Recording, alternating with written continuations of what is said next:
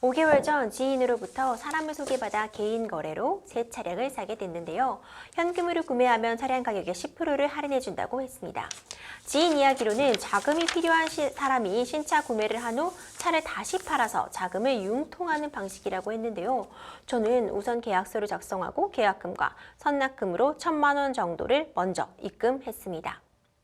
그 사람은 차량 출고까지 한 달 정도 걸린다고 했는데 이야기했던 기한이 지난 이후에도 2달이 지나는 동안 계속 차량 출고는 되지 않았는데요.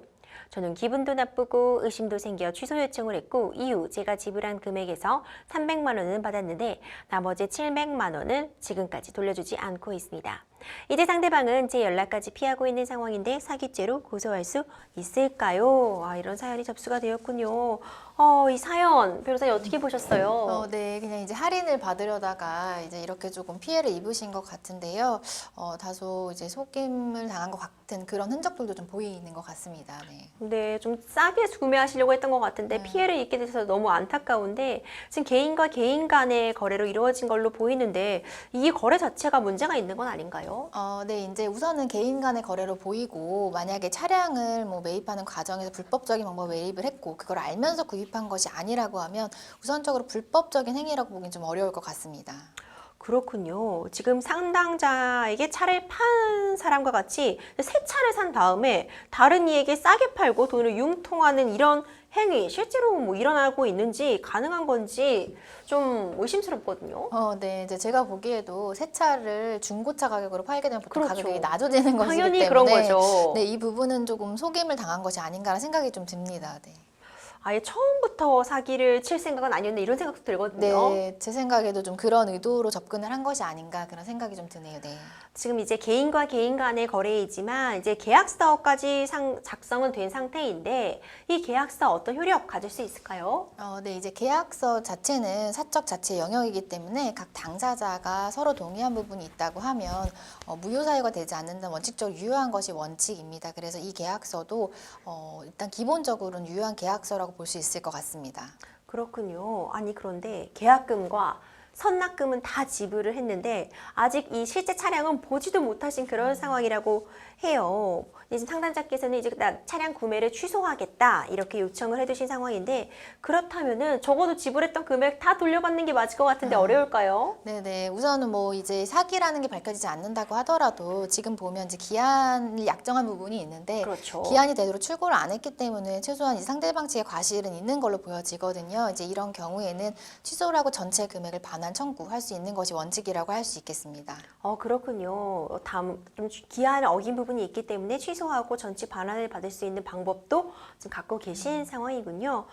지금 상담자님께서는 소송도 불사하겠다 이렇게 나오시고 있는 상황인데 우리가 앞서 잠깐 얘기해봤던 사기죄 어떻게 보시는지 궁금하거든요. 이런 경우 사기죄 뭐 좀 물어볼 여지가 있을까요? 네, 우선 사기죄라는 것은 고의 또는 과실로 상대방의 금원을 편취하는 과정이 필요한데요. 사실 이 상담 사연만으로 봤을 때 어느 정도 기망이 있었다는 게 유추가 되긴 하지만 확실한 사항은 사실 아니거든요. 그래서 사기죄로 고소를 해볼 수 있는 사안으로 보이지만 다만 상대방이 어떤 속임수를 어떻게 썼는지에 따라서 그 처벌 여부는 좀 달라질 수 있을 것 같습니다.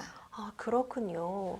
그리고 지금 뭐 사기죄로 고소를 하려고 해도 뭐 소송을 걸어서 민사적으로 배상을 받으려고 해도 일단 지금 상대방이 잠적한 상황이시라 너무 막막하실 것 같아요. 상담자님께서 이렇게 상대방이랑 연락도 되지 않는 이런 상황일 때 어떻게 대처하시는 게 좋을까요? 네, 사실 근데 우선은 지금 입금하신 계좌가 있기 때문에 그 계좌 정보를 가지고 일단 경찰서에 가서 고소를 하셔야 될 것 같습니다. 우선은 사기죄 처벌 여부를 변론으로 하고 지금 상황이 사기죄가 매우 의심이 되는 상황은 맞거든요. 그러면 수사는 착수가 될 것이고 상대방을 찾는 것은 개인이 하긴 좀 어려운 일이기 때문에 그 예금주 등 계좌번호를 가지고 가셔가지고 이분을 찾을 수 있도록 그리고 조사를 해서 이분이 정말 사기를 하신 것인지 아닌지 확인하는 과정은 좀 필요할 것 같고요. 네. 이제 더불어서 이후에 그분의 인적사항이 파악이 된다고 하면 이후에 민사소송을 진행을 하셔서 부당이득 반환 청구나 혹은 손해배상 청구를 진행하시면 될 것 같습니다. 네, 상담자님 이제 새 차를 받으신다고 굉장히 들떠 있으셨을 것 같은데 이렇게 안타깝게 피해를 보시는 상황이라 정말 안타깝고 마지막으로 변호사님 상담자님을 위한 어떤 조언 한 말씀 좀 해주신다면요. 네.